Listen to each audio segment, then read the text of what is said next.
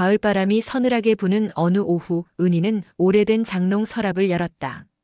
이사를 준비하며 평생 모아둔 물건들을 정리하는 중이었다. 먼지가 수북이 쌓인 서랍 깊숙한 곳에서 낡은 편지 봉투 하나가 나왔다. 노란빛으로 변색된 봉투를 들어 올리는 순간 은희의 손이 미세하게 떨렸다. 봉투에는 주소도 수신인도 적혀 있지 않았다. 하지만 은희는 알았다. 이것이 무엇인지, 누구를 위한 것이었는지. 45년 전 그녀가 23살이었을 때 쓴 편지였다. 첫사랑 민수에게 보내려 했던 하지만 끝내 붙이지 못한 그 편지.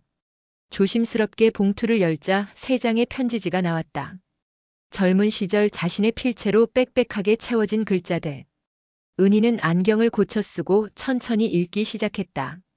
민수 씨, 당신을 사랑합니다. 이 말을 하면 안 된다는 걸 압니다. 당신에게는 아내가 있고 아이도 있지요. 하지만 이 마음을 담아둘 곳이 없어서 보내지도 못할 이 편지에라도 적어봅니다. 편지를 읽으며 은희의 눈가가 촉촉해졌다. 그 시절이 생생하게 떠올랐다. 출판사에서 만난 민수. 그는 유명한 소설가였고 은희는 신입 편집자였다. 처음엔 작가와 편집자의 관계였지만 밤샘 교정을 하고 원고 마감에 쫓기며 함께 시간을 보내다 보니 어느새 서로에게 끌리고 있었다. 하지만 민수는 결혼한 남자였다. 은희는 그 사실을 알면서도 마음을 주체할 수 없었다. 결국 이 편지를 쓰고 나서 죄책감에 부치지 못하고 서랍 깊숙이 숨겨두었던 것이다. 그 후로 은희는 출판사를 그만두었고 민수와도 연락을 끊었다. 편지를 다시 봉투에 넣으며 은희는 긴 한숨을 내쉬었다. 이젠 다 지난 일이야. 그 사람도 세상에 없는데. 민수는 10년 전 심장마비로 세상을 떠났다. 부고를 신문에서 보았을 때 은희는 장례식장에 가지 못했다. 갈 자격이 없다고 생각했다.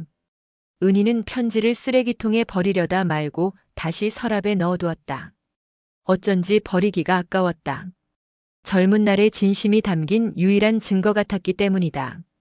사흘 후 은희는 우편함을 확인하다가 이상한 편지 하나를 발견했다. 오래된 노란 봉투. 순간 심장이 쿵 내려앉았다. 이건 자신이 서랍에 넣어두었던 바로 그 편지 봉투와 똑같았다. 아니, 똑같은 게 아니라 바로 그것이었다. 황급히 집으로 돌아가 서랍을 열었다. 편지가 없었다.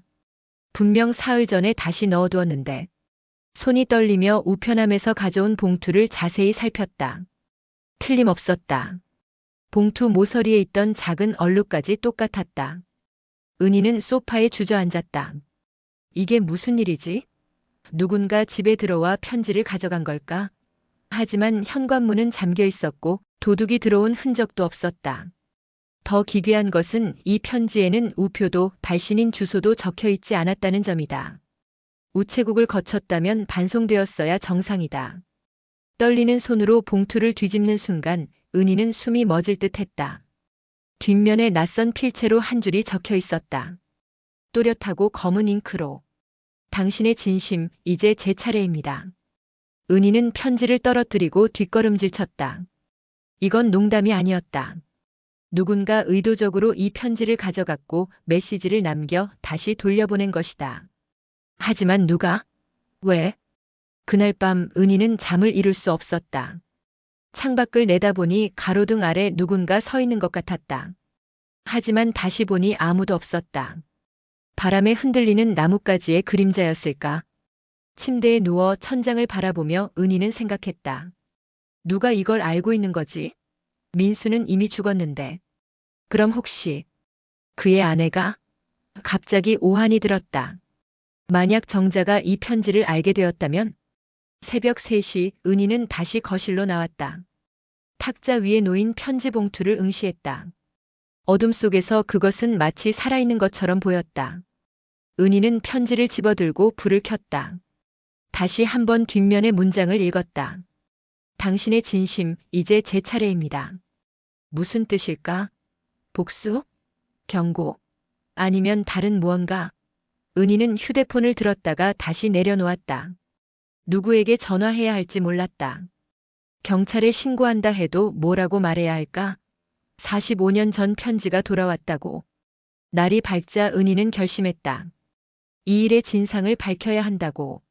누군가 자신에게 메시지를 보내고 있다면 그게 누구든 직접 만나야 한다고. 하지만 어디서부터 시작해야 할까? 문득 옛 친구 영숙이 떠올랐다. 영숙은 당시 출판사 동료였고 은희와 민수의 관계를 어렴풋이 눈치챘던 유일한 사람이었다. 은희는 오랜만에 영숙에게 전화를 걸었다. 여보세요? 영숙아, 나 은희야. 만날 수 있을까? 급한 일이 생겼어. 영숙을 만나기로 한 카페는 오래된 주택가 골목에 있는 작은 곳이었다. 은희가 도착했을 때 영숙은 이미 와 있었다. 70을 바라보는 나이임에도 영숙은 여전히 단정하고 정정해 보였다. 어머, 은희야. 정말 오랜만이네. 얼굴이 많이 상기되어 있는데 무슨 일 있어? 영숙이 반갑게 손을 잡았다. 은희는 가방에서 편지 봉투를 꺼냈다. 이것 좀 봐. 믿기지 않겠지만 그녀는 모든 이야기를 털어놓았다. 45년 전의 편지, 서랍에서 사라진 것, 그리고 우편함에 다시 나타난 것, 뒷면에 적힌 불길한 문장까지. 영숙은 편지 봉투를 조심스럽게 만지작거리며 얼굴이 굳어졌다. 은희야, 이거 정말 내가 쓴 편지 맞아? 그럼 내 글씨잖아. 봉투 모서리 얼룩까지 똑같아. 영숙은 한동안 말이 없었다. 커피를 한 모금 마신 뒤 조용히 말했다. 은희야, 너 민수 씨 아내 정자에 대해 얼마나 알아? 정자? 은희는 잠시 생각했다. 별로 모르지. 만난 적도 거의 없고. 단지 민수 씨가 결혼했다는 사실만 알았을 뿐이야. 영숙이 주위를 둘러보더니 목소리를 낮췄다. 사실 나는 알고 있었어. 너랑 민수 씨 사이를. 그때 내가 늦게까지 남아서 일하다가 너희 둘이 옥상에서 이야기하는 걸 봤거든. 은희야, 너 그때 표정이 정말 간절해 보였어. 은희는 얼굴이 붉어졌다. 미안해. 말 못했어. 너무 부끄러웠고 죄책감도 들었거든. 아니야, 그럴 수 있지. 사랑이란 게 원래 그런 거잖아. 영숙이 은희의 손을 꽉 잡았다. 하지만 은희야, 그 후에 무슨 일이 있었는지 아니? 무슨 일? 영숙은 깊게 숨을 들이쉬었다. 민수 씨가 죽기 몇 년 전에 나는 우연히 정자를 만났어. 어느 병원 대기실에서였는데 그 여자가 정신과 진료를 받고 있더라고. 나를 알아보고는 갑자기 내 팔을 잡으며 이상한 말을 하는 거야. 남편이 날 속였어요. 그 여자 때문에 우리 가정이 망가졌어요. 은희의 얼굴이 창백해졌다. 나를 말하는 거였어? 아마도. 하지만 더 이상한 건 그 다음이었어. 정자가 그래서 나는 모든 걸 모았어요. 증거들을. 언젠가 그 여자에게 돌려줄 거예요. 라고 하더라고. 증거들? 응. 무슨 말인지 모르겠지만 정자는 뭔가에 집착하고 있는 것 같았어. 눈빛이 정상이 아니었어. 은희는 손이 떨렸다. 편지 뒷면의 문장이 다시 떠올랐다. 당신의 진심, 이제 제 차례입니다. 이건 정자가 쓴 걸까? 그런데 영수가, 정자는 지금 어디 살아? 영숙이 고개를 저었다. 그게 아무도 몰라. 민수 씨가 죽은 후에 집을 팔고 어디론가 사라졌다는 소문이 있었어. 하지만 실제로 집은 팔리지 않았대. 그냥 버려진 채로 있다고 들었어. 버려진 채? 응. 그 집. 서교동 어디쯤 있는 오래된 2층 주택이었는데 민수 씨 사후에도 아무도 들어간 적이 없다더라. 이웃들이 가끔 안에서 불빛이 보인다고 했지만 정확히 확인한 사람은 없어. 은희는 소름이 돋았다. 혹시 그 집 주소 알아? 영숙이 휴대폰을 꺼내 검색하더니 주소를 적어주었다. 은희야, 하지만 혼자 가지는 마. 뭔가 이상해. 이건 그냥 옛날 편지가 아니라 누군가의 계획된 행동 같아. 알았어. 조심할게. 두 사람은 헤어지며 다시 연락하기로 약속했다. 은희가 집으로 돌아오는 길 뒷목이 서늘했다. 누군가 자신을 따라오는 것 같은 기분이 들었다. 하지만 뒤를 돌아봐도 아무도 없었다. 집에 도착해 현관문을 열려는 순간 발밑에 또 다른 편지 봉투가 놓여 있었다. 은희는 심장이 멎는 줄 알았다. 이번엔 우편함이 아니라 문 앞에 직접 놓여 있었다. 떨리는 손으로 편지를 집어들었다. 봉투는 새 것이었다. 하얀 봉투에 깔끔한 글씨로 박은희 님께라고만 적혀 있었다. 발신인은 없었다. 은희는 집 안으로 들어가 문을 잠그고 모든 불을 켰다. 거실 탁자에 편지를 내려놓고 한참을 망설이다 조심스럽게 뜯었다. 한 장의 편지지가 들어있었다. 박은혜 씨, 당신은 45년 전에 편지를 붙이지 않았습니다. 하지만 그 편지는 이미 목적지에 도착해 있었습니다. 민수는 그 편지를 읽었습니다. 당신이 모르는 사이에. 그리고 그것이 그를 죽였습니다. 이제 당신 차례입니다. 진실을 마주할 시간입니다. 편지는 거기서 끝났다. 서명도 없었다. 하지만 글씨체를 보니 첫 번째 편지 뒷면에 쓰인 것과 같았다. 은희는 편지를 떨어뜨리고 소파에 쓰러졌다. 민수가 내 편지를 읽었다고? 어떻게? 난 붙이지도 않았는데. 머릿속이 복잡했다. 누군가 자신의 서랍에서 편지를 훔쳐 민수에게 전달한 걸까? 그게 가능하기나 한 일일까? 더 충격적인 건 그것이 그를 죽였습니다라는 문장이었다. 무슨 뜻일까? 민수는 심장마비로 죽지 않았나? 설마 이 편지 때문에 충격을 받아서? 은희는 온몸이 떨렸다.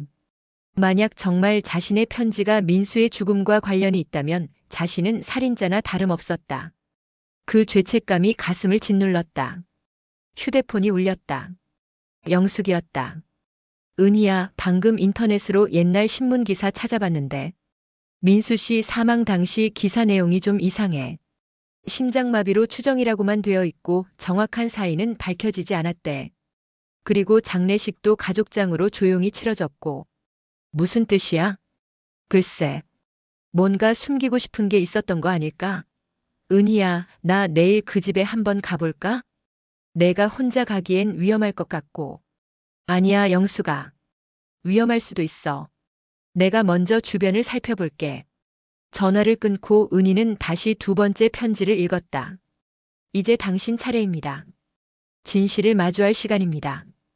이건 협박일까 아니면 초대일까? 밤이 깊어갔지만 은희는 잠들 수 없었다. 창밖을 보니 이번엔 정말로 누군가 서 있었다. 가로등 불빛 아래 검은 코트를 입은 사람. 은희가 커튼을 확 젖히자 그 사람은 천천히 고개를 들었다. 하지만 얼굴은 보이지 않았다. 모자를 깊게 눌러쓰고 있었기 때문이다. 그 사람은 은희를 향해 손을 들어 무언가를 가리켰다. 편지 봉투였다. 그리고는 천천히 어둠 속으로 사라졌다. 은희는 비명을 지를 뻔했지만 간신히 참았다. 떨리는 손으로 휴대폰을 들어 경찰에 신고하려다 멈췄다. 뭐라고 말해야 할까? 누군가 편지를 들고 서 있었다고. 그건 범죄도 아니었다. 결국 은희는 그날 밤을 꼬박 세웠다. 그리고 아침이 되자마자 결심했다. 민수의 옛집에 가보기로. 진실이 무엇이든 이 공포에서 벗어나려면 직접 확인해야 한다고. 가방을 챙기며 은희는 거울 속 자신을 보았다. 밤새 늙어버린 것 같은 얼굴. 하지만 눈빛만큼은 결연했다. 좋아. 내가 원하는 게 뭔지 알아내겠어. 서교동 골목은 은희의 기억보다 훨씬 더 낡아 있었다. 재개발 계획이 여러 번 거론되었지만 번번이 무산되어 이 일대는 시간이 멈춘 듯한 풍경을 유지하고 있었다. 오래된 주택들 사이로 좁은 골목이 미로처럼 이어져 있었다. 은희는 영숙이 알려준 주소를 따라 걸었다. 골목 끝자락 다른 집들보다 조금 큰 2층 주택이 보였다. 대문은 녹슬어 있었고 담벼락에는 덩굴 식물이 무성하게 자라 있었다. 분명 오래도록 사람의 손길이 닿지 않은 곳처럼 보였다. 은희는 대문 앞에 서서 집을 올려다보았다. 2층 창문의 커튼이 바람에 살랑거렸다. 이상했다. 분명 아무도 살지 않는다고 했는데 창문이 열려 있다니. 대문 손잡이를 잡아당기자 의외로 쉽게 열렸다. 잠겨 있지 않았던 것이다. 은희는 잠시 망설였다. 이건 불법 침입 아닌가? 하지만 뒤로 물러설 수 없었다. 답은 이 집 안에 있을 것 같았다. 마당으로 들어서자 낙엽이 수북이 쌓여 있었다. 하지만 현관으로 가는 길만은 깨끗하게 쓸려 있었다. 누군가 정기적으로 드나들고 있다는 증거였다. 은희의 심장이 빠르게 뛰었다. 현관문을 두드렸다. 아무 대답이 없었다. 다시 한 번 더 세게 두드렸다. 여전히 침묵이었다. 은희는 문손잡이를 조심스럽게 돌렸다. 문이 열렸다. 여보세요? 누구 계세요? 은희의 목소리가 빈집 안에 울렸다. 대답은 없었지만 집 안은 예상과 달리 깨끗했다. 먼지 하나 없이 정리되어 있었다. 현관에는 깔끔하게 정돈된 신발장이 있었고 거실로 들어서자 가구들이 제자리에 놓여 있었다. 은희는 조심스럽게 거실을 둘러보았다. 소파, 탁자, 오래된 텔레비전. 모든 것이 40년 전 그대로인 듯 했다. 벽에는 액자들이 걸려 있었다. 은희가 다가가 자세히 보니 민수의 가족 사진들이었다. 젊은 시절의 민수와 정자. 그리고 어린 딸. 행복해 보이는 가족의 모습. 은희는 가슴이 아렸다. 자신이 이 행복에 금을 낸 것 같아서. 문득 탁자 위에 놓인 물건이 눈에 들어왔다. 낡은 편지 봉투 여러 통. 은희는 숨을 죽이고 다가갔다. 봉투들을 집어들자 손이 떨렸다. 모두 자신의 글씨였다. 이게 어떻게? 은희는 봉투들을 하나씩 펼쳐보았다. 첫 번째 편지, 두 번째 편지, 세 번째 편지. 모두 자신이 민수에게 쓰려 했던 편지들이었다. 붙이지 못하고 버렸거나 서랍에 숨겨두었던 것들. 총 7통이었다. 누가 이걸 다 모은 거지? 은희의 머릿속이 복잡해졌다. 자신도 이 편지들을 다 기억하지 못했다. 어떤 것은 쓰다가 찢어버린 것도 있었고 어떤 것은 태워버린 것도 있었다. 그런데 어떻게 이렇게 다 모아져 있을까? 갑자기 2층에서 소리가 들렸다. 쿵. 무언가 떨어지는 소리. 은희는 몸이 굳었다. 누군가 위층에 있었다. 여보세요? 거기 누구 계세요? 은희가 떨리는 목소리로 물었다. 대답은 없었다. 하지만 발소리가 들렸다. 천천히 규칙적으로. 누군가 복도를 걷고 있었다. 은희는 도망쳐야 할지 올라가야 할지 갈등했다. 하지만 호기심과 두려움이 뒤섞인 채로 계단으로 향했다. 한 걸음씩 올라가며 심장 소리가 귓가에 울렸다. 2층 복도는 어두웠다. 3개의 방문이 닫혀 있었다. 은희는 첫 번째 방문을 열었다.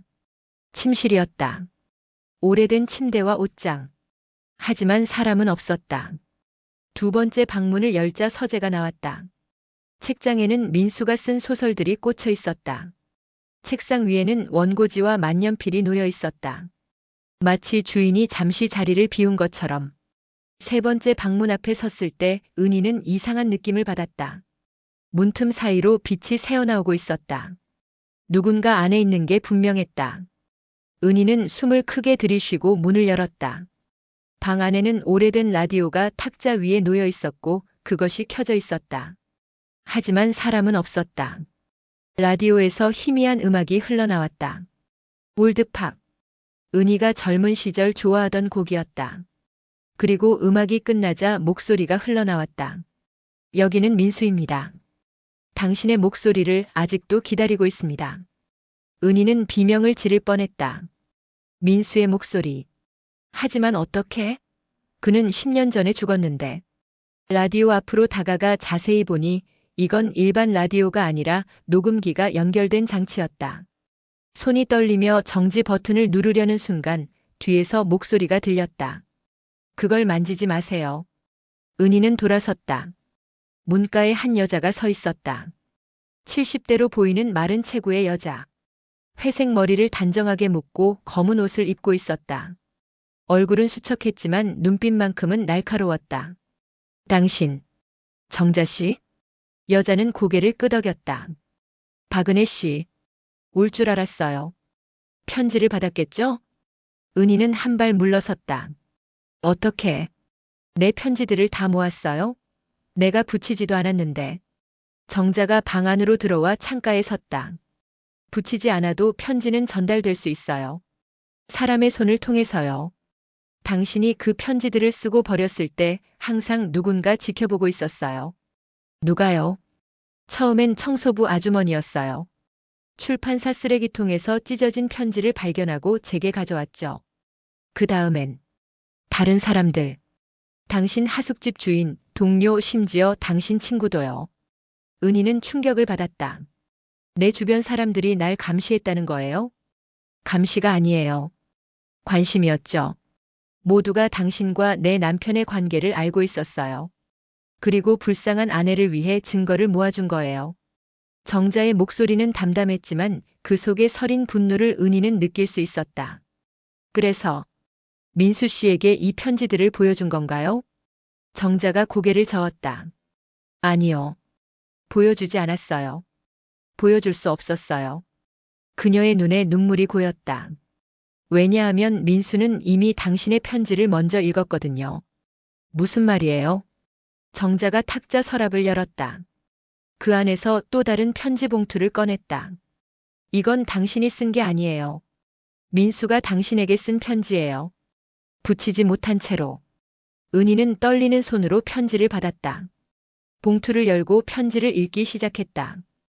은희 씨, 당신의 마음을 알았습니다. 우연히 당신 책상 서랍에서 편지를 보았습니다.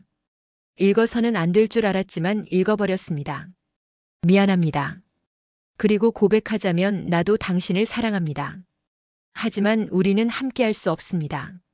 나에겐 가족이 있고 지켜야 할 책임이 있습니다. 이 편지를 붙이지 않겠습니다. 당신이 이 마음을 모르는 채로 사는 게 당신을 위한 일이니까요. 부디 좋은 사람을 만나 행복하세요. 마이너스 민수. 은희는 편지를 떨어뜨리고 주저앉았다. 그 사람도 나를, 네, 사랑했어요. 정자의 목소리가 갈라졌다.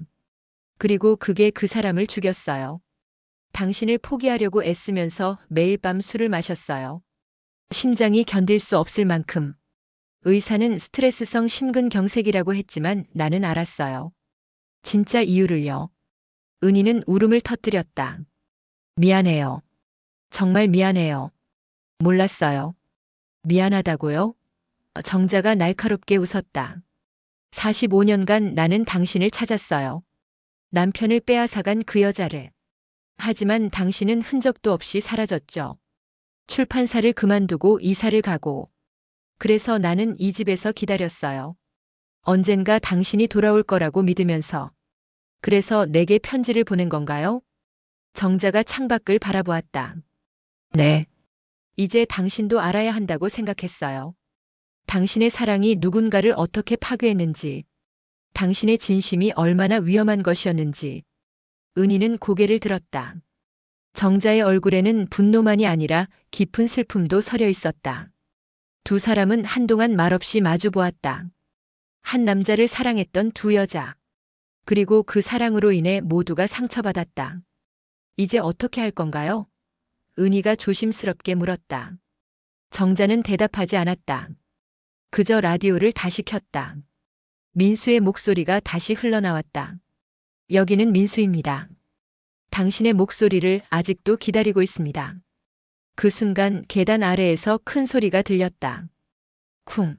누군가 넘어진 소리. 은희와 정자는 동시에 방을 뛰쳐나갔다.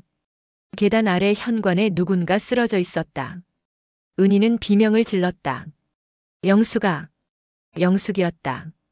피를 흘리며 쓰러져 있었다. 은희는 급히 계단을 내려가 영숙을 부축했다. 영숙아, 정신 차려. 무슨 일이야? 영숙은 힘겹게 눈을 떴다. 은희야. 조심해. 이 집에. 누가. 그리고 그녀는 정신을 잃었다. 은희가 119에 전화를 걸려는 순간 현관문이 쾅 닫혔다. 정자가 사라져 있었다. 구급차가 영숙을 병원으로 데려간 후 은희는 경찰에게 조사를 받았다. 하지만 뭐라고 설명해야 할지 몰랐다.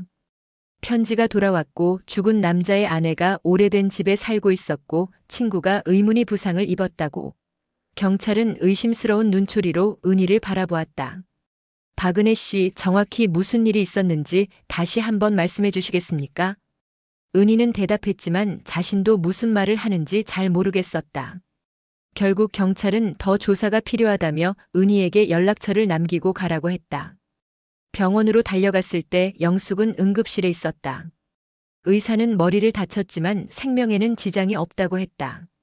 다만 계단에서 굴러 떨어진 것인지 아니면 누가 밀었는지는 확실하지 않다고 했다. 은희는 영숙의 병실 밖에서 기다렸다. 몇 시간 후 영숙이 깨어났다. 은희는 병실로 들어가 영숙의 손을 잡았다. 영숙아, 괜찮아? 무슨 일이 있었던 거야? 영숙은 창백한 얼굴로 은희를 보았다. 은희야, 나 그 집에 먼저 갔었어. 너보다 일찍.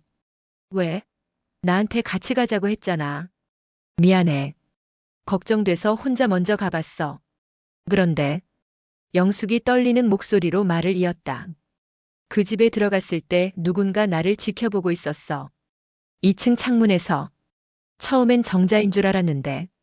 정자가 아니었어? 영숙이 고개를 저었다. 더 젊은 여자였어.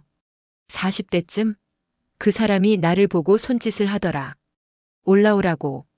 나는 무서웠지만 뭔가 이상한 느낌이 들어서 올라갔어. 그래서 2층에 올라갔을 때 그 여자가 사라졌어.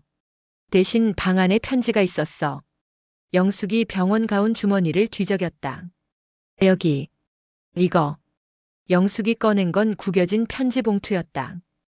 은희가 펼쳐보니 영숙의 이름으로 되어 있었다. 읽어봐.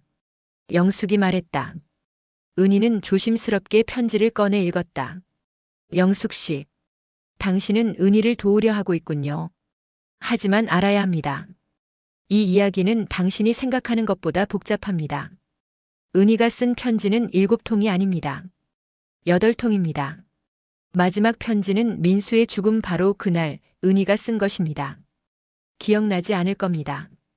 왜냐하면 그녀는 그 편지를 쓰고 나서 모든 걸 잊었으니까요. 진실을 알고 싶다면 은희의 과거를 더 깊이 파헤쳐 보세요. 특히 2001년 11월 15일을 조사해 보세요. 마이너스 진실을 아는 자. 은희는 편지를 읽고 얼굴이 하얗게 질렸다. 2001년 11월 15일. 그날이 뭐야? 영숙이 물었다. 민수 씨가 죽은 날이야. 두 사람은 서로를 바라보았다. 침묵이 흘렀다. 은희는 기억을 더듬어 보았다. 그날 무슨 일이 있었을까? 솔직히 잘 기억나지 않았다. 민수의 부고를 신문에서 보고 충격을 받았던 것, 장례식에 가지 못했던 것. 그것 외에는 아무것도. 은희야, 혹시 그날 일기 같은 거 쓰지 않았어? 영숙이 물었다. 은희는 고개를 저었다. 일기는 안 쓰는데. 잠깐 그때 내가 상담 치료를 받고 있었어. 상담 치료? 응. 우울증 때문에. 출판사 그만두고 한동안 힘들어서 정신과 상담을 받았거든. 혹시 그때 기록이 남아있을지도 몰라. 은희는 곧바로 그때 다녔던 병원에 전화를 걸었다. 하지만 20년 이상 된 기록은 이미 폐기되었다고 했다. 막막했다. 그럼 다른 방법을 찾아야겠네. 영숙이 말했다. 은희야, 혹시 그때 친하게 지내던 사람 없어? 은희는 생각했다. 있긴 한데. 같은 하숙집에 살던 미란이라는 친구가 있었어. 그 애는 내가 힘들어할 때 많이 도와줬어. 그 친구한테 연락해봐. 뭔가 기억하고 있을지도 몰라. 은희는 오랜만에 옛 연락처를 뒤져 미란에게 전화를 걸었다. 놀랍게도 번호가 바뀌지 않았고 미란은 전화를 받았다. 여보세요? 미란아? 나 은희야. 혹시 날 기억해? 짧은 침묵 후 미란의 목소리가 들렸다. 은희 언니? 어머, 정말 오랜만이에요. 어떻게 연락을? 미란아, 급한 일이 있어서 그러는데 2001년 11월경에 대해 기억나는 거 있니? 내가 그때 좀 이상했었나? 미란이 잠시 망설이더니 조심스럽게 말했다. 언니, 그때 일을 물어보시는 거예요? 응. 솔직히 나는 잘 기억이 안 나서. 당연하죠. 언니가 그때 기억상실증이 있었잖아요. 은희는 전화기를 떨어뜨릴 뻔했다. 뭐라고? 언니 몰랐어요? 그때 언니가 머리를 다쳐서 며칠간 입원했었어요. 깨어난 후에 며칠 동안의 기억을 잃었다고 했었는데. 은희는 머릿속이 하얗게 변했다. 내가 머리를 다쳤다고? 네. 11월 중순쯤이었어요. 언니가 어디선가 계단에서 떨어졌다고 하더라고요. 머리를 심하게 다쳐서 병원에 실려갔었어요. 나는 언니가 퇴원한 후에 알았지만요. 어느 병원이었어? 확실하진 않은데. 서교동 쪽 작은 병원이었던 것 같아요. 은희는 심장이 쿵쿵 뛰었다. 서교동. 민수의 집이 있던 곳. 미란아, 혹시 그때 내가 무슨 말을 했는지 기억나니? 언니가 계속 중얼거렸어요. 편지를 전해야 해. 마지막 편지를. 그리고 어떤 남자 이름을 계속 불렀는데. 민수? 그런 이름이었던 것 같아요. 전화를 끊은 후 은희는 영숙을 바라보았다. 나. 그날 민수 씨 집에 갔던 것 같아. 그리고 거기서 사고를 당한 거야. 그럼 혹시 그 8번째 편지도 내가 그날 쓴 거겠지. 민수 씨한테 전하려고. 은희는 머리를 감출다. 근데 왜 기억이 안 나지? 왜 나는 잊어버린 거야? 영숙이 은희의 어깨를 감싸주었다. 뇌 손상이 있었으면 그럴 수 있어. 하지만 은희야, 중요한 건 그날 무슨 일이 있었냐는 거야. 너는 민수 씨를 만났던 걸까? 만났을 리 없어. 민수 씨는 그날 죽었잖아. 그럼 그 집에 누가 있었던 걸까? 두 사람은 다시 침묵에 빠졌다. 그때 영숙의 침대 옆 탁자에 놓인 꽃다발이 눈에 들어왔다. 은희는 이상하다는 생각이 들었다. 영숙아, 저 꽃 누가 보낸 거야? 몰라. 아까 간호사가 가져다 줬는데 발신인이 없다고 하더라. 은희는 꽃다발에 꽂힌 작은 카드를 빼냈다. 거기에 한 줄이 적혀 있었다. 영숙 씨 조심하세요. 다음은 당신 차례일 수도 있습니다. 은희는 카드를 영숙에게 보여주었다. 영숙의 얼굴이 창백해졌다. 은희야. 이거 협박이야? 모르겠어. 하지만 분명한 건 누군가 우리를 지켜보고 있다는 거야. 그날 밤 은희는 영숙의 병실에서 함께 머물렀다. 혼자 두기가 불안했기 때문이다. 밤이 깊어지자 복도에서 발소리가 들렸다. 규칙적이고 느린 발소리. 은희는 병실 문틈으로 복도를 내다보았다. 검은 옷을 입은 여자가 천천히 걸어오고 있었다. 은희는 숨을 죽였다. 정자였다. 정자는 영숙의 병실 앞에 멈춰섰다. 그리고 문을 보며 중얼거렸다. 미안해요. 하지만 이건 끝나야 해요. 그리고는 돌아서서 사라졌다. 은희는 문을 확실히 잠그고 의자를 문 앞에 가져다 놓았다. 그리고 경찰에 전화를 걸었다. 하지만 경찰이 도착했을 때 정자는 이미 사라진 뒤였다. 다음 날 아침 은희의 휴대폰으로 문자가 왔다. 모르는 번호였다. 박은혜 씨, 8번째 편지를 찾고 싶다면 오늘 밤 11시에 서교동 그 집으로 오세요. 혼자 오세요. 그러면 모든 진실을 알게 될 겁니다. 은희는 문자를 영숙에게 보여주었다. 어떡하지? 가지 마. 위험해. 영숙이 말했다. 하지만 은희는 이미 결심하고 있었다. 가야 해. 끝을 봐야 해. 이대로는 평생 이 공포 속에서 살아야 할 것 같아. 그럼 경찰한테 알려. 안 돼. 혼자 오라고 했잖아. 경찰이 함께 가면 진실을 알 수 없을지도 몰라. 영숙은 한숨을 쉬었다. 은희야. 조심해. 부디. 그날 저녁 은희는 서교동으로 향했다. 가방 안에는 호신용 스프레이와 휴대폰을 넣었다. 혹시 모를 상황에 대비해 영숙에게는 실시간으로 위치를 공유하기로 했다. 밤 11시. 은희는 다시 그 집 앞에 섰다. 이번에는 대문이 활짝 열려 있었다. 초대받은 것처럼. 은희는 깊게 숨을 들이쉬고 안으로 들어갔다. 현관에는 촛불이 켜져 있었다. 거실로 가는 길을 밝히듯이. 은희는 촛불을 따라 걸었다. 거실 탁자 위에는 한 통의 편지 봉투가 놓여 있었다. 은희는 떨리는 손으로 편지를 집어들었다. 봉투에는 8번째 편지라고만 적혀 있었다. 펼쳐보니 놀랍게도 자신의 필체였다. 민수 씨, 오늘 당신을 만나러 갑니다. 마지막으로 이 마음을 전하고 싶습니다. 당신이 나를 사랑한다는 걸 알았습니다. 당신의 편지를 읽었습니다. 하지만 우리는 함께할 수 없다는 것도 압니다. 그래서 이게 마지막입니다. 이 편지를 당신에게 직접 전하고 영원히 작별하겠습니다. 안녕히 계세요, 민수 씨. 당신의 행복을 빕니다. 마이너스 은희. 편지를 읽으며 은희는 울었다. 이게 자신이 쓴 거라니. 그리고 이 편지를 전하러 그날 이 집에 왔던 것이다. 그때 2층에서 목소리가 들렸다. 이제 알겠어요, 박은희 씨? 은희는 고개를 들었다. 계단 위에 정자가 서 있었다. 그리고 그 옆에 또 다른 여자가 있었다. 젊은 여자. 40대쯤 되어 보이는. 당신은? 젊은 여자가 천천히 계단을 내려왔다. 저는 민수의 딸 민지예요. 그리고 당신이 그날 이 집에서 무슨 일을 겪었는지 아는 유일한 사람이죠. 민지. 민수의 딸. 은희는 한 번도 만난 적 없는 그 여자를 바라보았다. 40대 중반쯤 되어 보이는 민지는 아버지를 닮은 눈매를 가지고 있었다. 그 눈빛이 은희를 꿰뚫어 보는 것 같았다. 당신이 민수 씨의 딸? 은희는 떨리는 목소리로 물었다. 민지는 고개를 끄덕이며 거실로 내려왔다. 네. 그리고 당신이 2001년 11월 15일 이 집에서 무슨 일을 겪었는지 모두 알고 있어요. 정자도 계단을 내려와 소파에 앉았다. 그녀의 표정은 피곤해 보였다. 이제 모든 걸 말할 시간이에요, 은희 씨. 은희는 의자에 앉으며 두 사람을 번갈아 보았다. 그날, 내게 무슨 일이 있었나요?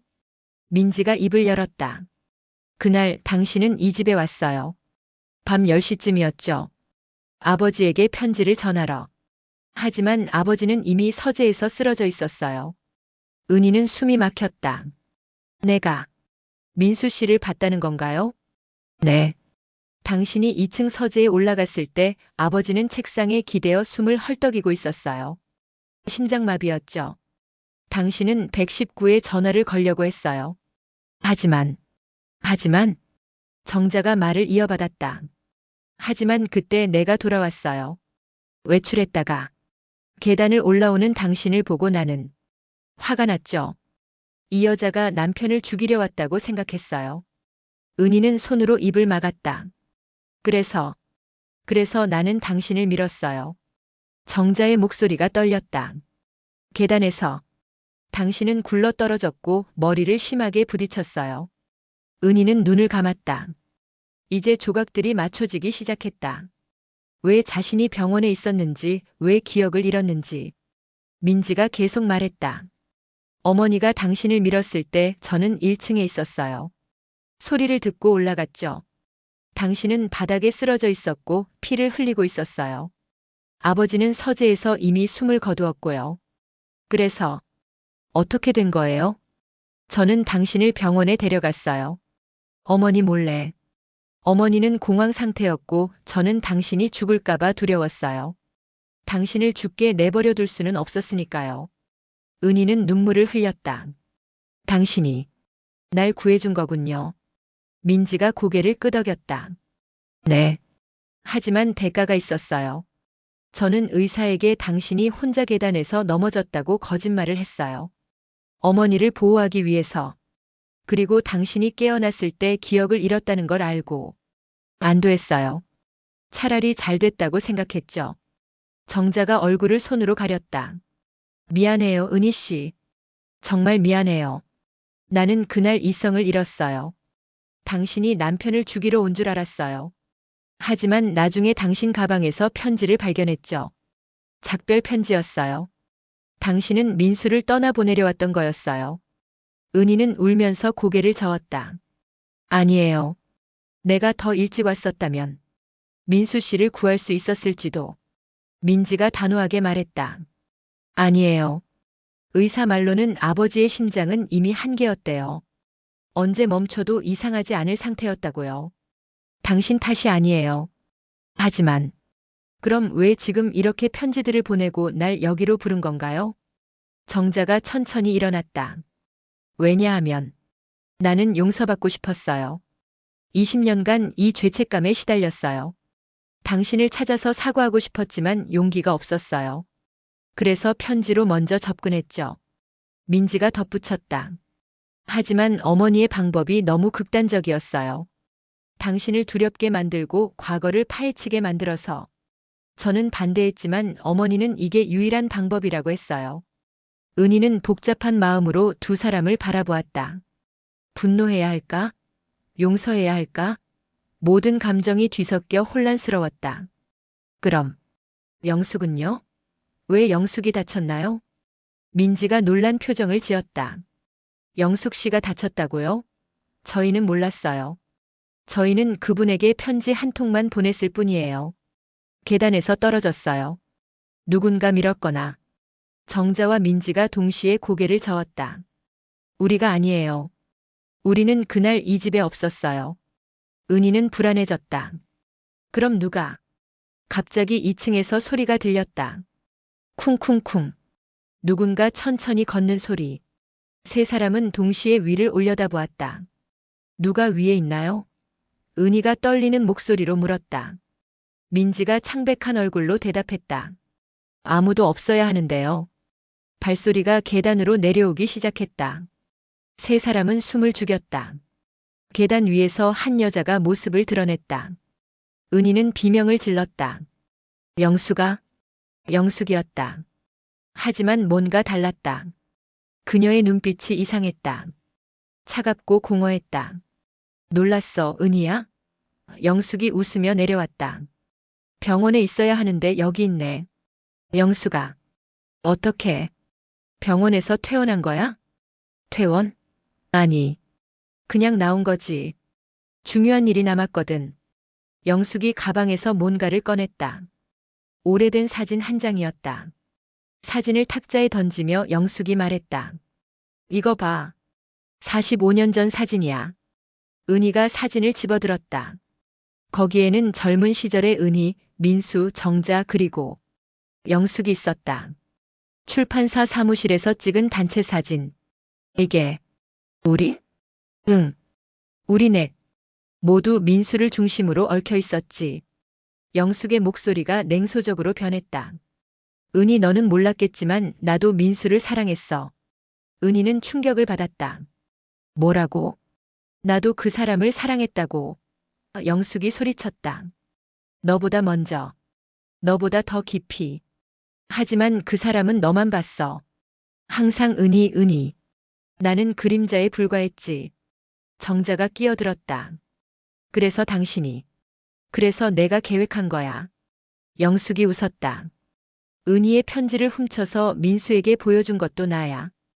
은희가 서랍에 넣어둔 편지를 내가 출판사 청소부에게 돈을 주고 가져오게 했지. 은희는 뒷걸음질 쳤다. 내가. 왜? 왜? 질투 때문이지. 나는 너희 둘 사이를 갈라놓고 싶었어. 민수에게 편지를 보여주면 그가 너를 오해하고 멀어질 거라고 생각했어. 하지만 그 바보는 오히려 너를 더 사랑하게 됐지. 민지가 분노에 떨며 말했다.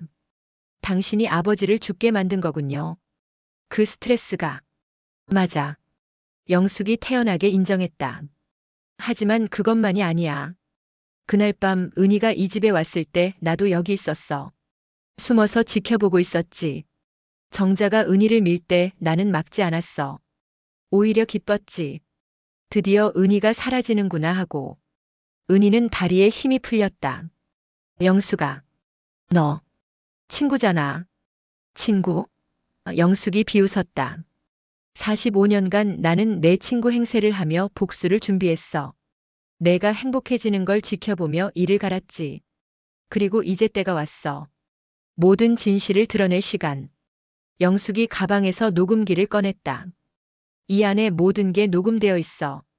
정자가 은희를 밀었다고 고백한 것. 민지가 은희를 병원에 숨겨줬다는 것.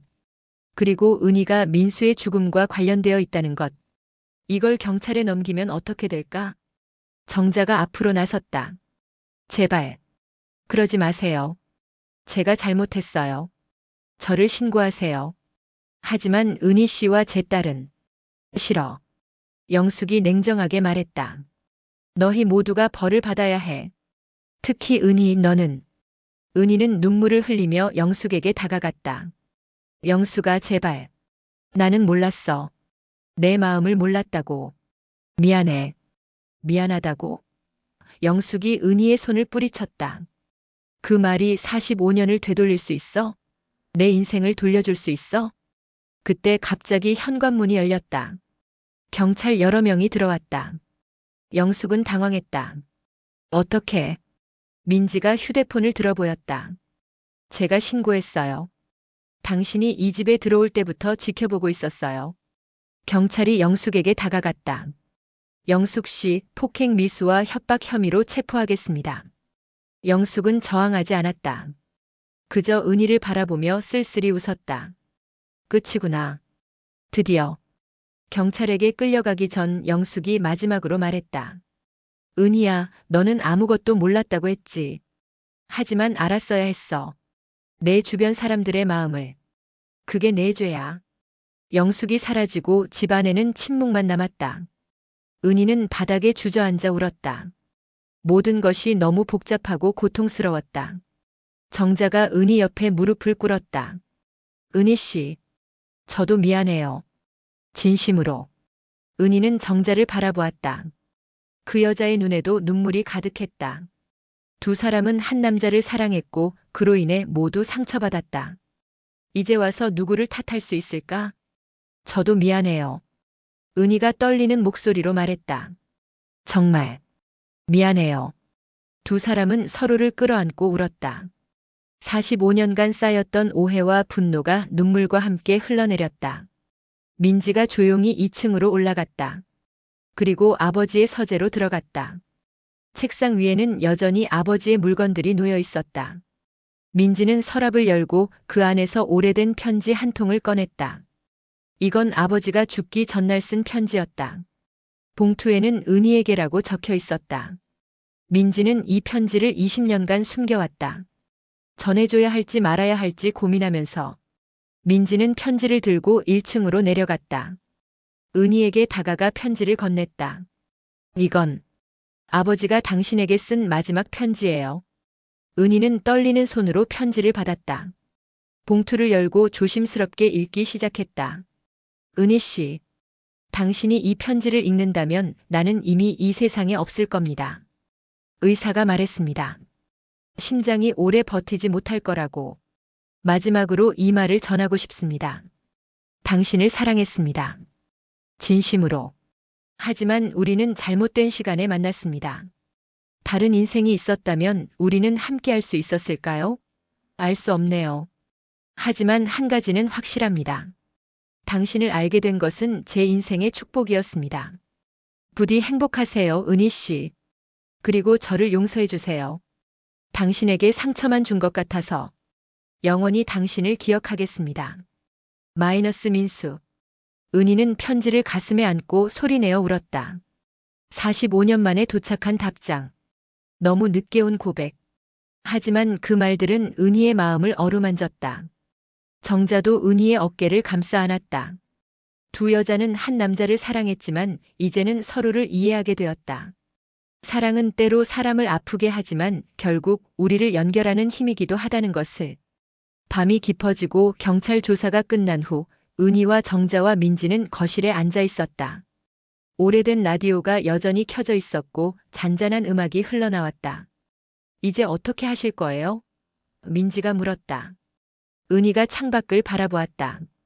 모르겠어요. 하지만 이제는 진실을 알았으니 앞으로 나아갈 수 있을 것 같아요. 정자가 은희의 손을 잡았다. 저도요. 20년간 이 집에 갇혀 살았지만 이제는 나갈 수 있을 것 같아요. 세 여자는 서로를 바라보며 미소 지었다.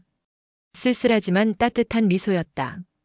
일주일 후 은희는 다시 그 집을 찾았다. 이번에는 혼자가 아니었다. 정자와 민지가 함께였다. 경찰 조사가 끝나고 영숙은 구속되었다. 정자는 과거의 폭행에 대해 고백했지만 검사는 시효와 정황을 고려해 기소하지 않기로 했다. 집안을 정리하기 위해 세 사람은 모였다. 정자는 이제 이 집을 팔고 새로운 곳으로 이사할 계획이었다. 어머니, 정말 이 집을 파실 거예요? 민지가 물었다. 정자가 고개를 끄덕였다. 응. 이제 더 이상 과거에 묶여있고 싶지 않아. 새로운 삶을 시작할 거야. 은희는 2층 서재를 정리하고 있었다. 민수의 책들과 원고들. 하나하나가 그의 흔적이었다. 책장을 정리하다가 은희는 숨겨진 공간을 발견했다. 책장 뒤에 작은 금고가 있었다. 은희는 민지를 불렀다. 민지 씨, 이게 뭐예요? 민지가 올라와 금고를 보고는 놀랐다. 이건 아버지의 금고예요. 저도 비밀번호를 몰라요. 혹시 정자 씨는 아실까요? 세 사람은 함께 금고를 보며 고민했다. 정자가 몇 가지 숫자를 시도했지만 열리지 않았다. 그때 은희가 문득 떠올렸다. 혹시 0-4-1-5? 그게 뭐예요? 민지가 물었다. 4월 15일. 내가 민수 씨를 처음 만난 날이에요. 정자가 숫자를 입력했다. 찰칵. 금고가 열렸다. 세 사람은 숨을 죽이고 안을 들여다보았다. 안에는 두꺼운 노트 한 권과 편지들이 가득 들어 있었다. 은희가 노트를 꺼내 펼쳤다. 민수의 일기장이었다. 45년 전부터 죽기 직전까지 쓰인 일기. 읽어봐도 될까요? 은희가 조심스럽게 물었다. 정자가 고개를 끄덕였다. 읽어요. 이제 숨길 것도 없잖아요. 은희는 일기를 읽기 시작했다. 민수의 마음이 고스란히 담겨 있었다. 1980년 4월 15일. 오늘 새로운 편집자를 만났다. 박은희. 23살의 젊은 여자. 똑똑하고 열정적이다. 좋은 편집자가 될 것 같다. 1980년 8월 3일. 은희와 함께 밤샘 작업을 했다. 그녀의 날카로운 지적이 원고를 더 나아지게 만든다. 함께 일하는 게 즐겁다. 1980년 12월 25일. 오늘 은희가 크리스마스 선물을 줬다. 만년필이다. 손이 닿을 때 심장이 뛰었다. 이건 안 되는데. 나는 결혼한 남자다. 1981년 3월 10일. 은희를 사랑하게 됐다. 어떻게 해야 할까? 정자에게 미안하다. 하지만 이 마음을 어쩔 수 없다. 1981년 6월 20일. 오늘 은희의 서랍에서 우연히 편지를 보았다. 나에게 쓴 편지였다. 그녀도 나를. 가슴이 미어진다. 하지만 우리는 함께할 수 없다. 은희는 눈물을 흘리며 계속 읽었다. 민수의 고민과 번민이 고스란히 담겨 있었다. 1981년 9월 5일. 은희가 출판사를 그만둔다고 했다. 나 때문인가? 미안하다. 정말 미안하다. 1985년 1월 1일. 새해가 밝았다. 은희는 어디서 무엇을 하고 있을까? 행복했으면 좋겠다. 1995년 7월 12일. 의사가 말했다. 심장이 나빠졌다고. 스트레스를 줄여야 한다고. 하지만 어떻게? 매일 밤 은희를 생각한다. 2001년 11월 14일. 내일이면 내 마지막 날이 될지도 모른다. 심장이 이상하다. 은희에게 마지막 편지를 쓸 것이다. 사랑한다고. 미안하다고. 일기는 거기서 끝났다. 다음 날 민수는 세상을 떠났다. 은희는 노트를 덮고 한참을 울었다. 정자도 옆에서 같이 울었다. 민지는 두 사람을 안아주었다. 아버지는 두 분 모두를 사랑했어요. 민지가 말했다. 어머니를 가족으로서, 은희 씨를 영혼의 동반자로서. 그 사랑이 서로 다른 것일 뿐이에요. 정자가 고개를 끄덕였다. 알아. 이제는 알아. 민수는 잘못이 없어. 우리 모두 사랑에 빠진 것뿐이야. 금고 안에는 또 다른 물건이 있었다. 작은 상자. 은희가 열어보니 안에 낡은 사진 한 장이 있었다. 젊은 시절 은희와 민수가 함께 웃고 있는 사진. 출판사 옥상에서 누군가 몰래 찍은 듯 했다. 사진 뒷면에 민수의 글씨로 적혀 있었다. 내 인생에서 가장 행복했던 순간. 은희는 사진을 가슴에 안았다. 미안해요, 민수 씨. 그리고 사랑했어요. 정자가 은희의 어깨에 손을 올렸다. 저도 미안해요, 은희 씨. 당신을 미워했던 시간들이. 아니에요. 당연한 감정이었어요. 두 사람은 서로를 껴안았다. 라이벌이 아니라 같은 아픔을 나눈 동료로서. 며칠 후 세 사람은 영숙을 면회하러 갔다. 영숙은 수척해 보였지만 표정은 오히려 편안해 보였다. 은희야. 왔구나. 영숙이 쓸쓸히 웃었다. 응. 너 때문에 왔어. 미안해. 정말로. 은희는 영숙의 손을 잡았다. 나도 미안해. 내 마음을 몰라줘서. 좋은 친구가 되지 못해서. 영숙이 눈물을 흘렸다. 은희야, 나는 45년간 질투에 사로잡혀 살았어. 그게 얼마나 나를 망쳤는지 이제야 알겠어. 이제라도 알았으면 됐어. 영수가 나올 때까지 기다릴게. 그때 다시 시작하자. 진짜 친구로서. 영숙이 고개를 끄덕였다. 고마워, 은희야. 면회가 끝나고 은희는 정자 민지와 함께 카페에 앉았다. 이제 정말 끝난 건가요? 민지가 물었다. 은희가 고개를 끄덕였다. 응. 이제는 과거를 놓아줄 시간이야. 정자가 커피를 한 모금 마셨다. 은희 씨, 혹시 시간 되면 가끔 만날 수 있을까요? 그냥 친구로서요. 은희가 미소 지었다. 물론이죠. 우리에겐 이야기할 게 많잖아요. 아버지 이야기요? 민지가 물었다. 응. 민수 씨 이야기. 그리고 우리 자신의 이야기도. 세 여자는 서로를 바라보며 웃었다. 슬픔과 용서가 뒤섞인 미소였다. 그날 밤 은희는 집으로 돌아와 책상에 앉았다. 그리고 편지를 쓰기 시작했다. 민수에게 보내는 마지막 편지. 민수 씨. 이제야 모든 진실을 알았어요. 당신이 저를 사랑했다는 것. 그리고 그 사랑이 당신을 얼마나 힘들게 했는지. 미안해요. 하지만 후회하지는 않아요. 당신을 만난 건 제 인생의 축복이었으니까요. 이제 저는 당신을 놓아드릴 거예요. 그리고 남은 인생을 살아갈 거예요. 당신이 원했던 대로. 행복하게. 안녕히 계세요, 민수 씨. 영원히 기억할게요.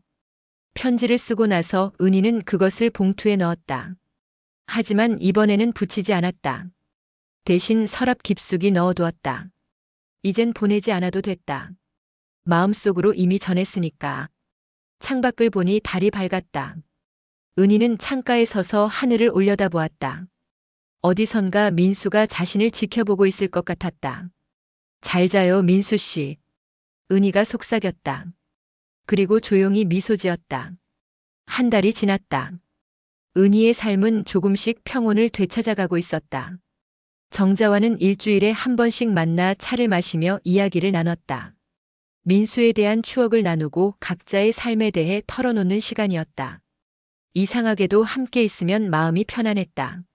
그 같은 상처를 공유한 사람들만이 나눌 수 있는 위로가 있었다. 어느 날 오후 은희는 우편함에서 두꺼운 봉투 하나를 발견했다.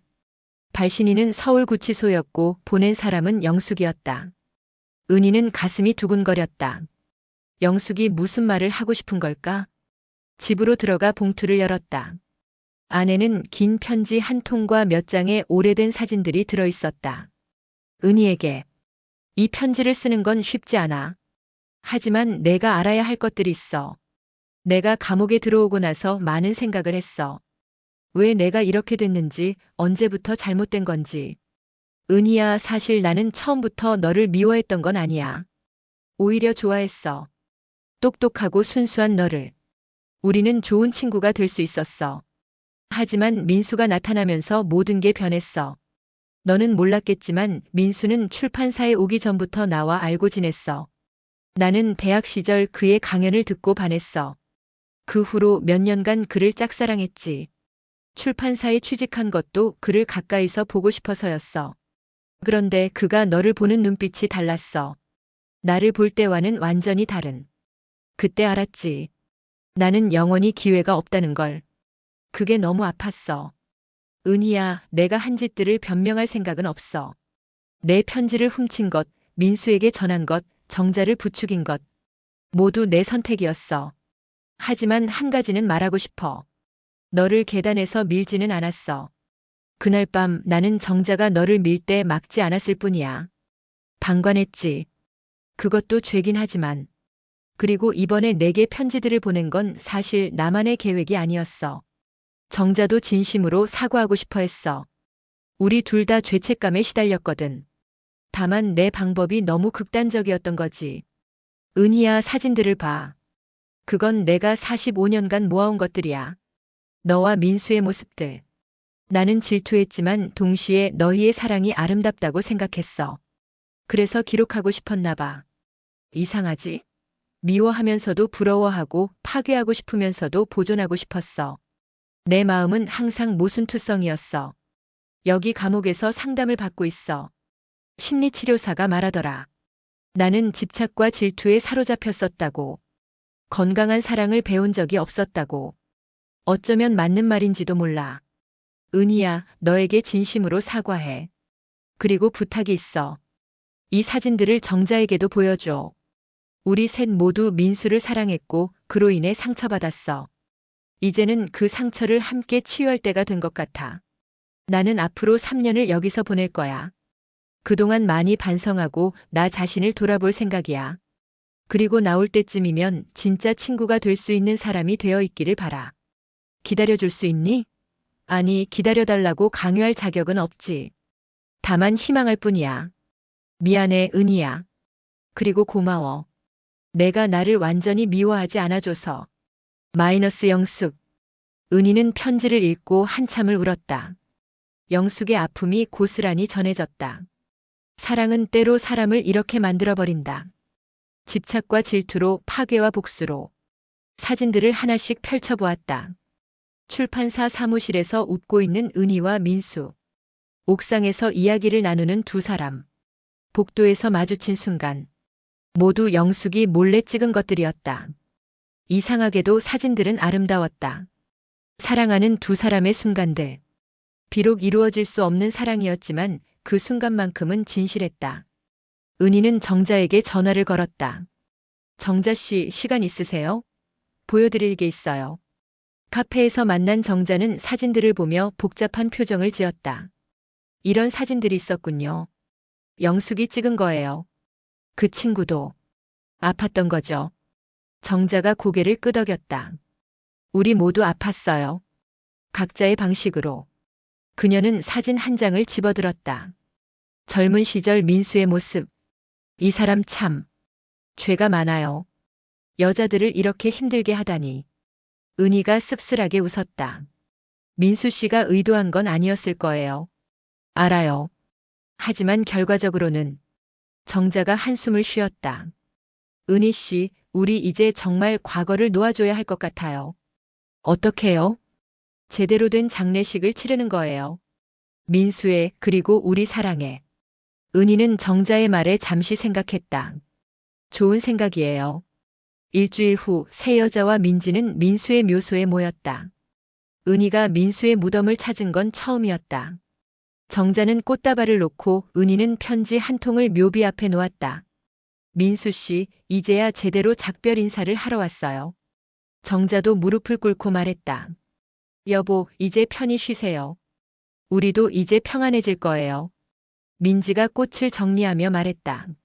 아버지, 사랑받았어요. 여러 사람에게. 그건 축복이에요. 바람이 불어와 꽃잎들을 흩날렸다. 마치 민수가 대답하는 것 같았다. 네 사람은 한참을 묵념했다. 묘소를 떠나며 정자가 은희에게 물었다. 은희 씨, 앞으로 계획이 있으세요? 글쎄요. 조용히 살려고요. 손자들도 돌봐야 하고. 저는 작은 서점을 열까 해요. 민수의 책들을 파는. 관심 있으세요? 은희가 눈을 반짝였다. 정말요? 저도 도와드려도 될까요? 물론이죠. 함께 해요. 민지가 두 사람을 보며 웃었다. 좋은 생각이에요. 아버지도 기뻐하실 거예요. 한 달 후 작은 서점이 문을 열었다. 민수 서점. 민수의 작품들과 함께 다양한 문학 서적들을 파는 곳. 은희와 정자가 함께 운영했다. 가끔 손님들이 두 사람의 관계를 궁금해했다. 두 분은 어떤 사이세요? 정자가 대답했다. 친구예요. 아주 특별한. 은희가 덧붙였다. 같은 사람을 사랑했던. 손님들은 이상한 표정을 지었지만 두 사람은 신경 쓰지 않았다. 그들만이 이해할 수 있는 관계였으니까. 어느 날 저녁 서점 문을 닫으며 정자가 말했다. 은혜 씨, 후회하지 않으세요? 민수를 사랑한 거? 은희는 잠시 생각하다 고개를 저었다. 아니요. 아팠지만 그 사랑은 진짜였어요. 그것만으로도 의미가 있었어요. 저도요. 남편을 다른 여자와 나눠야 했지만 그래도 사랑받았으니까요. 두 사람은 서로를 보며 미소 지었다. 그 미소에는 이해와 용서가 담겨 있었다. 그날 밤 은희는 영숙에게 편지를 썼다. 영숙아, 우리 잘 지내고 있어. 정자 씨와 서점을 열었어. 내가 나오면 함께 일하자. 우리 셋이서. 민수를 사랑했던 새 여자가 만드는 서점. 어때, 멋지지? 기다릴게. 친구로서. 마이너스 은희. 편지를 붙이고 은희는 창밖을 바라보았다. 별들이 반짝이고 있었다. 그중 하나가 유독 밝게 빛났다. 민수일까? 은희는 그렇게 믿기로 했다. 잘 자요, 민수 씨. 우리는 이제 괜찮아요. 그리고 조용히 불을 껐다. 3년이 흐른 어느 봄날 영숙이 출소했다. 서점 앞에서 은희와 정자가 기다리고 있었다. 영숙은 수척해 보였지만 눈빛만큼은 맑았다. 은희야, 정자 씨. 영숙의 목소리가 떨렸다. 은희가 달려가 영숙을 끌어안았다. 잘 왔어, 영숙아. 정자도 다가와 영숙의 손을 잡았다. 환영해요, 영숙 씨. 세 여자는 서로를 껴안고 한참을 울었다. 지나온 세월의 무게가 그리고 용서의 따뜻함이 눈물이 되어 흘렀다. 서점으로 들어간 영숙은 주위를 둘러보며 감탄했다. 와, 정말 멋지다. 내 자리도 있어. 은희가 책상 하나를 가리켰다. 여기서 함께 일할 거야. 영숙이 고개를 끄덕이며 눈물을 닦았다. 고마워. 정말. 고마워. 그날부터 영숙은 서점에서 일하기 시작했다. 처음엔 어색했지만 시간이 지나며 새 여자는 진정한 동료가 되어갔다. 함께 책을 정리하고 손님을 맞고 차를 마시며 이야기를 나눴다. 어느 날 한 젊은 여자 손님이 서점에 들어왔다. 혹시 여기 박은희 씨 계세요? 제가 박은희인데요. 무슨 일이세요? 저는 우체국 직원이에요. 이상한 일이 있어서 직접 찾아왔어요. 그녀가 낡은 편지 봉투 하나를 꺼냈다. 이 편지가 20년 동안 우체국 보관함에 있었어요. 주소가 불완전해서 배달하지 못했었는데 최근에 전산화 작업을 하다가 발견했어요. 은희가 편지를 받아들었다. 발신인은 민수였다. 수신인은 박은희. 하지만 주소가 잘못 적혀 있었다. 이게. 은희의 손이 떨렸다. 정자와 영숙이 다가왔다. 뭐예요? 민수 씨가 보낸 편지예요. 세 사람은 숨을 죽였다. 우체국 직원이 말했다. 소인을 보니 2001년 11월 14일자예요. 발송되었지만 주소 오류로 반송된 것 같아요. 은희는 전화를 꺼내 민지에게 전화를 걸었다. 민지 씨, 지금 서점으로 올 수 있어요? 중요한 게 있어요. 민지가 도착하고 네 여자는 함께 편지를 둘러싸고 앉았다. 은희가 떨리는 손으로 봉투를 열었다. 편지지는 노랗게 변색되어 있었지만 민수의 글씨는 여전히 또렷했다. 은희 씨에게. 이 편지가 당신에게 도착할까요? 잘 모르겠습니다. 하지만 쓰지 않을 수 없었습니다. 의사가 말했습니다. 제 심장이 이제 얼마 버티지 못할 거라고. 어쩌면 내일이 아니면 다음 주가 마지막 일지도 모릅니다. 은희 씨, 당신에게 하지 못한 말들이 너무 많습니다. 미안하다는 말, 사랑한다는 말, 행복하라는 말. 당신과의 시간은 제 인생에서 가장 빛났던 순간이었습니다. 비록 짧았고 이루어질 수 없었지만 그 순간들이 저를 살아있게 했습니다.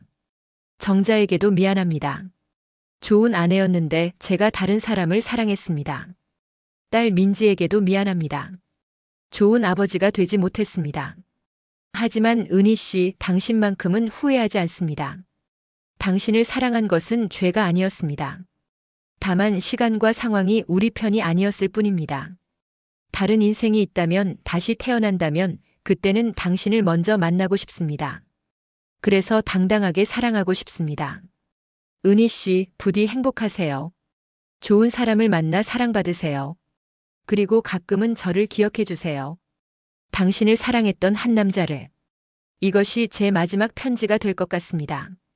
글을 쓰는 손이 떨립니다. 하지만 이 말만큼은 또렷하게 쓰고 싶습니다. 사랑합니다, 박은희. 영원히. 마이너스 민수. P.S.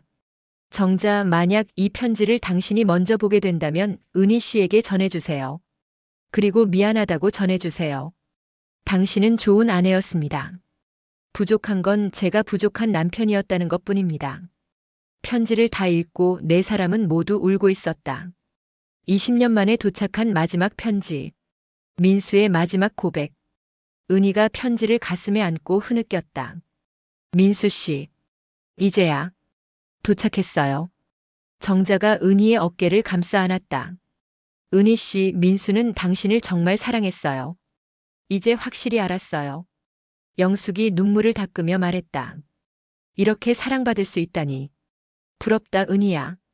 민지가 편지를 다시 읽으며 웃었다. 아버지다운 편지네요.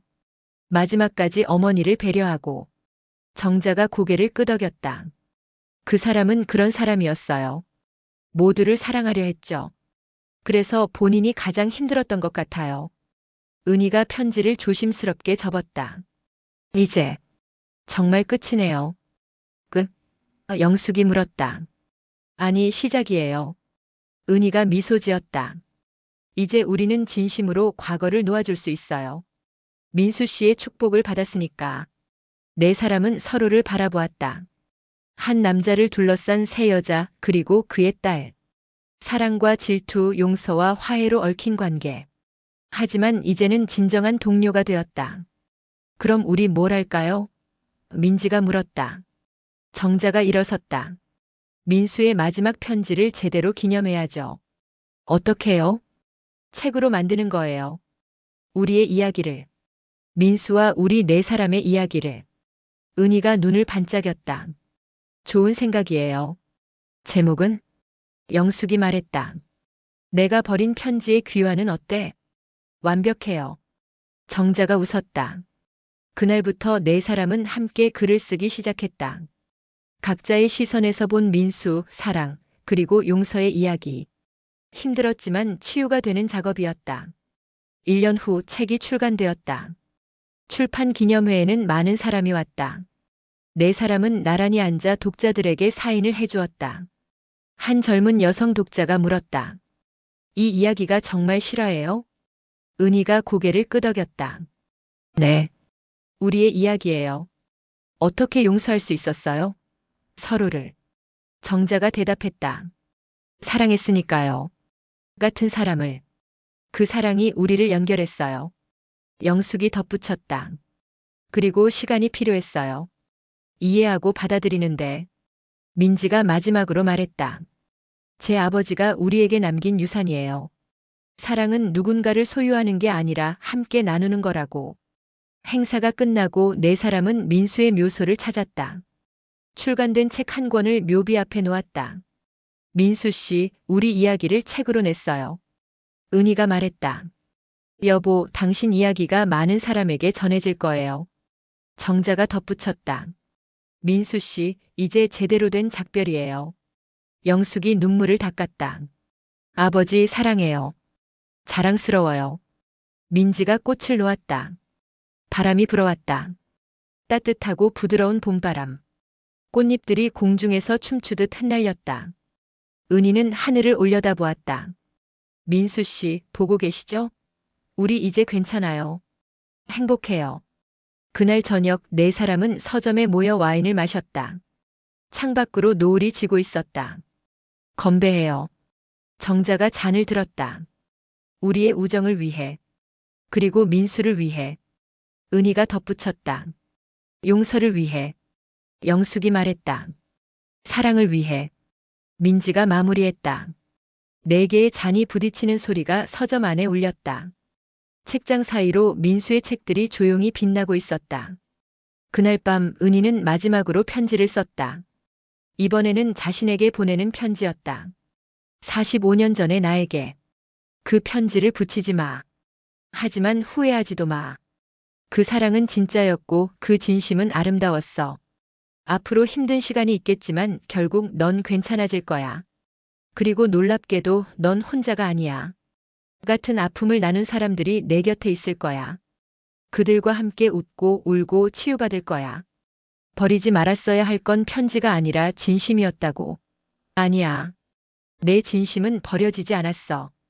그건 우주 어딘가에 남아서 결국 제자리로 돌아왔어. 사랑해, 나의 젊은 날. 그리고 사랑해, 지금의 나. 마이너스 68세의 박은희. 편지를 쓰고 나서 은희는 그것을 봉투에 넣고 서랍에 넣었다.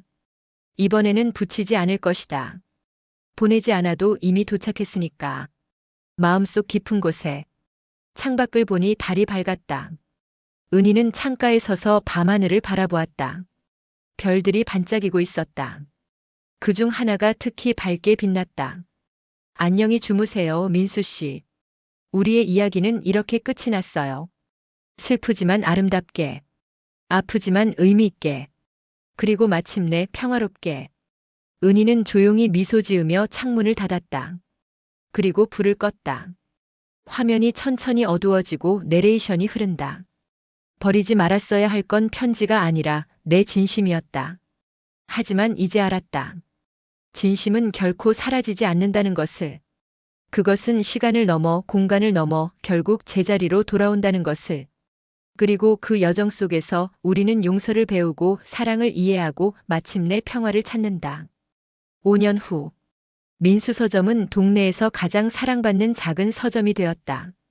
은희, 정자, 영숙 세 사람은 여전히 함께 일하고 있다. 이제 그들은 70대가 되었지만 눈빛만큼은 젊은 시절처럼 맑다. 민지는 가끔 들러 네 사람이 함께 차를 마신다. 이야기꽃이 피고 웃음이 터진다. 과거의 아픔은 이제 추억이 되었다. 서점 한쪽에는 작은 전시 공간이 있다. 그곳에는 민수의 편지들과 사진들이 전시되어 있다. 방문객들은 그 앞에 서서 한참을 바라본다. 사랑의 증거들을. 그리고 전시 공간 한쪽에는 액자에 담긴 문장 하나가 걸려 있다. 진심은 결코 사라지지 않는다.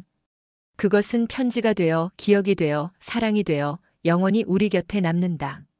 오늘도 서점 문이 열리고 손님들이 들어온다. 은희는 책을 정리하며 웃는다. 정자는 계산대에서 손님을 맞이한다. 영숙은 창가에서 책을 읽고 있다. 한 젊은 여성이 내가 버린 편지의 귀환을 들고 다가온다.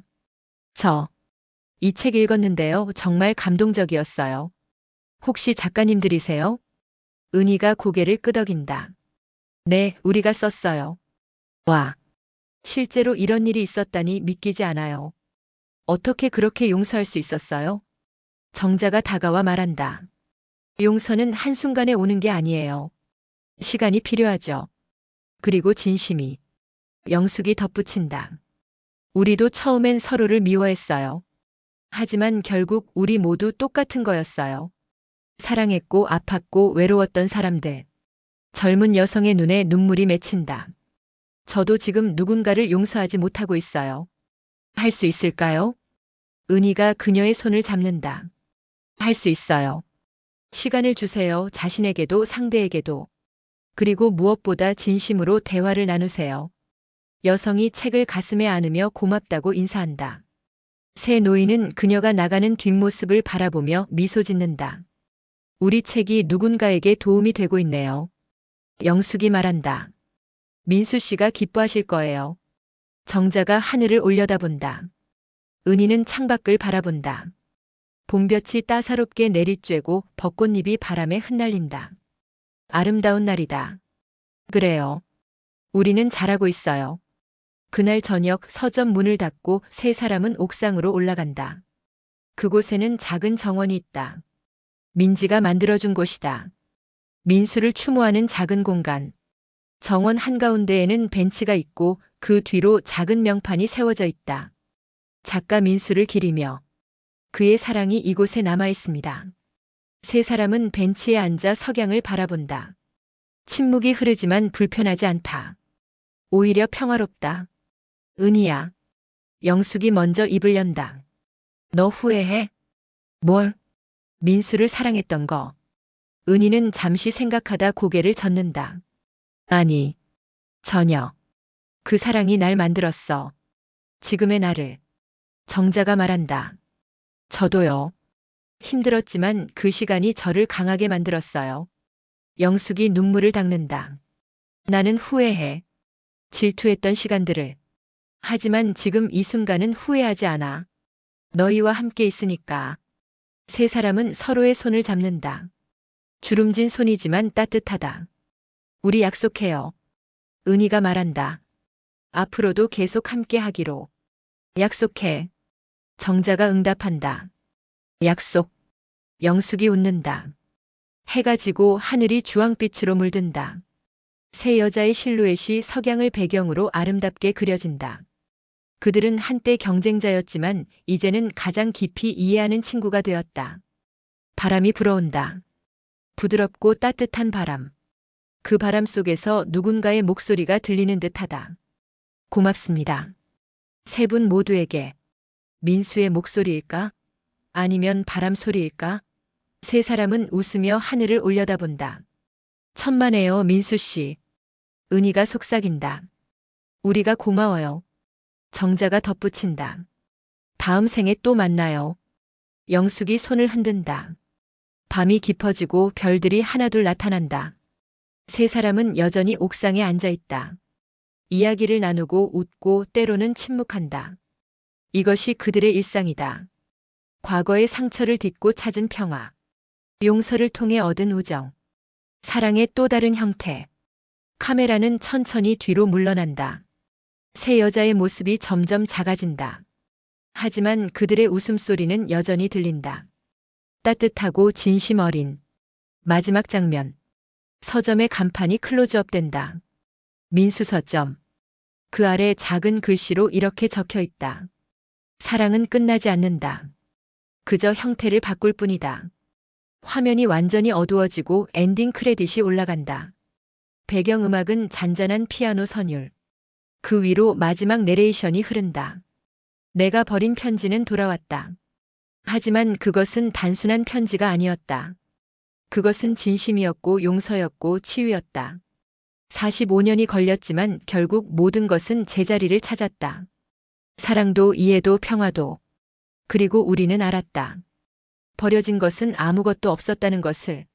모든 것이 돌고 돌아 제자리로 돌아온다는 것을. 음악이 점점 작아지고 화면의 마지막 문장이 떠오른다. 당신의 진심 버리지 마세요. 언젠가 그것은 당신에게 돌아올 것입니다.